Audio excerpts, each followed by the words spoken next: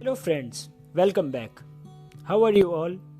Friends, this book Life Changers, Dreamers Doers is full of motivational and spiritual stories in which there is a treasure of wisdom for us all. So I hope that you are watching every video related to this book. Today, the topic of the story is Never Count the Might Have Beens. Let's begin. I was born and raised on an Iowa farm. I vividly remember the Dust Bowl years when I was a child in the 1930s. The draft swept in from the Dakotas. The wind was dry, the wind was dusty, the wind was violent, and the wind was fierce. The wind became our enemy because it would peel the dry, rich, black soil and swirl it like drifting dunes in the gullies and canyons of our fields.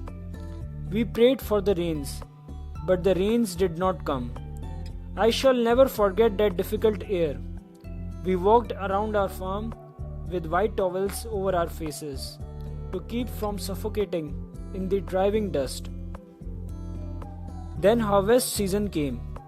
My father would normally harvest 100 wagons full of corn, but I remember the harvest that year.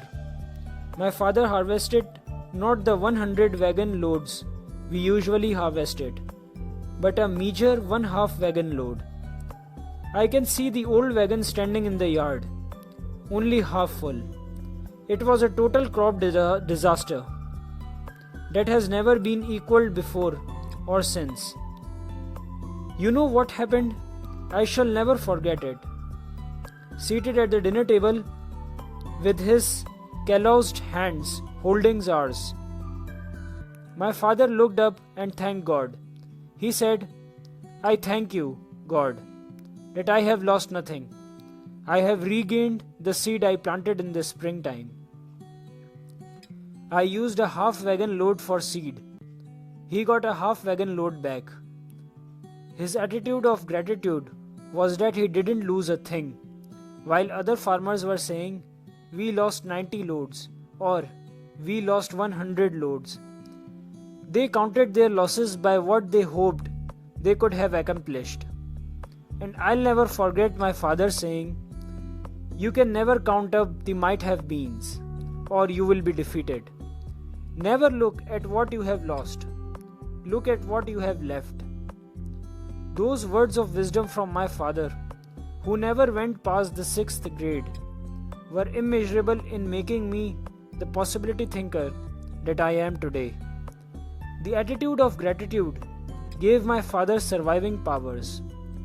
He went right back and planted that seed the next year, when he finally retired.